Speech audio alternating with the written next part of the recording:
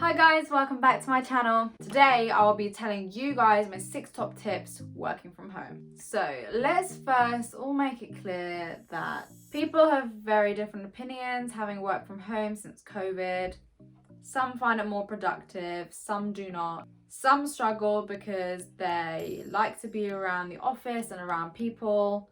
Some do like it because they don't have to be around too many people and they like their personal space. Some people are getting fitter, some people are gaining weight because of the accessibility to food because your kitchen is right there. But just some context, I have been working from home full time since around, when was it? March time? And I'm still at home.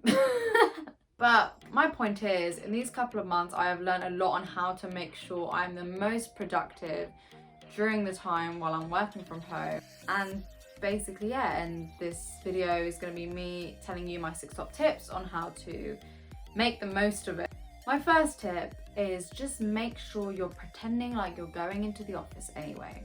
What I mean by that is still set an alarm, like you would if you're going into London or going into Birmingham or wherever you might work. It will just give you that mental association that you're not at home, you're about to go to work, whether that be inside or not.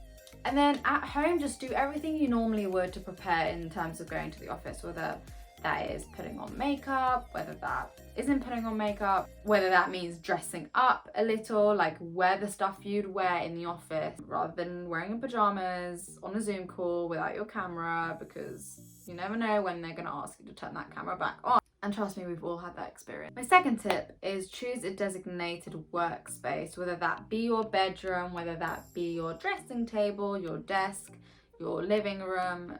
Pick a place that will have minimal sound, minimal people running about, minimal distractions, so you wouldn't really want a TV there, or I purposely have a distance with the kitchen, otherwise I will be eating left, right and centre. But based on restrictions, if there aren't any, maybe consider some days working from a coffee shop or a park or somewhere to also get yourself out of the house, because that's just healthy for your mental state, your physical state as well. My third tip is to plan in advance what you're planning on working on that day and the following day. For instance, I'm a very on paper kind of person, so I write a to-do list, and you can do that on your computer or on paper, writing exactly the different deadlines that are upcoming for me, the different tasks I have to do, and how much time it's going to take me. I also have a Google Calendar, so I will block time out to also visually help me organize my week or my day, and strategize how much time I'm going to spend on each thing to make sure everything's done at a good standard and on time. My fourth tip is take clear breaks. It can be very hard, and I still struggle with it, I'm not gonna lie, but I'm trying my best to detach from work, whether that be at the end of a working day or in between. For instance, your lunch hour when you usually go for lunch in the office.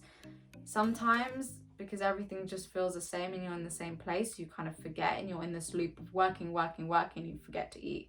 So make sure you purposely block time out for yourself to have your lunch, little breaks in between your day to go out for a walk or do the laundry or work out. One, to give you kind of like a different headspace from like your laptop and screen time. Also for your own health and well-being, you want to make sure you can give your all while you are working, but also making sure you're taking care of your body and your mental state. My fifth tip is try and pick a definitive time to end your working day. If you're supposed to be finishing at 5, try finish at 5. For the sake of you having your personal time as well. For me, I've definitely been working more at home than I was in the office, but I'm putting a conscious effort to try and change that. So for instance, when I was in the office, I somehow used to finish pretty much on time, and then I'd complain because I'd have a long commuting journey back home.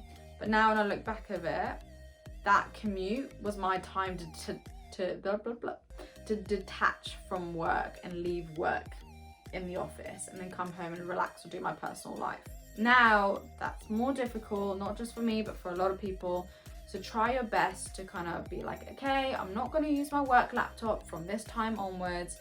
Use your personal one if you have one. If you don't, maybe log out of your accounts on your work laptop and log into like a guest account, so your tabs aren't there, your emails aren't there for distraction, and trust me, it helps so much.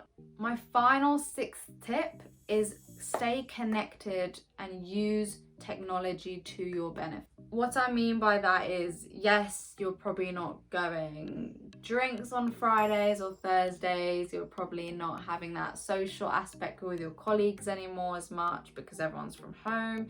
So use the tools you have, like Zoom, like Google Meets, like all of these different applications for you to connect with people. Do a virtual drinks event, do game nights, do like an online talent show with your colleagues. Like there's so much you can do, and if you search and Google it, like there's so many different ideas. You can cook together, like get people to buy the same recipes and everyone's on their cameras and everyone's cooking the same dish and then kind of competing. There's so much you can do. And in terms of technology, networking, I understand can be such a difficult time because there used to be events where in person you'd meet new people, connect with them essentially. However, at this point in time, again, use these online resources like LinkedIn is your superhero right now. Drop people a message, ask if they're willing to spend 10 minutes to chat with you about their industry, about their career, or for some advice or mentorship as well. I've personally been mentored, and I found my mentor through LinkedIn, who I've never met till this day because it's been during lockdown.